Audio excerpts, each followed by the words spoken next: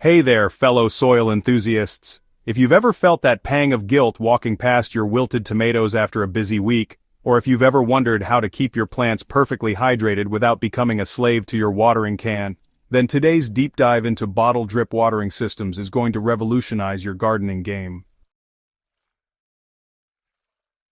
The beauty of bottle drip watering lies in its elegant simplicity. Instead of flooding your plants with water that mostly runs off the surface or evaporates before reaching the roots, this system delivers water directly to the root zone at a slow, steady pace that mimics gentle rainfall. Your plants get exactly what they need, when they need it, and you get peace of mind knowing your garden is thriving even when life gets hectic. Creating your bottle drip watering system requires surprisingly few materials, most of which you probably already have around the house. You'll need plastic bottles of various sizes depending on your plant's needs, a sharp nail or small drill bit for creating holes, and optionally some basic supplies like string or wire for securing bottles in place. This is where the magic really happens, and it's also where most gardeners make their crucial mistakes. The size and placement of your holes determine everything about how your system performs. Too large, and you'll have a flood rather than a drip. Too small, and you might not get any water flow at all. Installation might seem straightforward, but there are several techniques that can make the difference between a system that works beautifully and one that frustrates you. For container gardens and raised beds, I prefer the inverted bottle method. Simply fill your bottle, cap it tightly, flip it upside down, and insert the neck into the soil near your plant's base.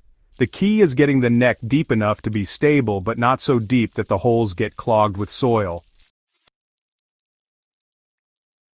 Getting the flow rate just right is both an art and a science.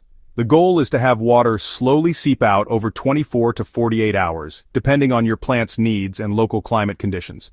During hot summer months you might want a faster flow rate, while cooler periods require slower, more conservative watering. Even with a perfect setup, you'll occasionally encounter issues that need quick fixes.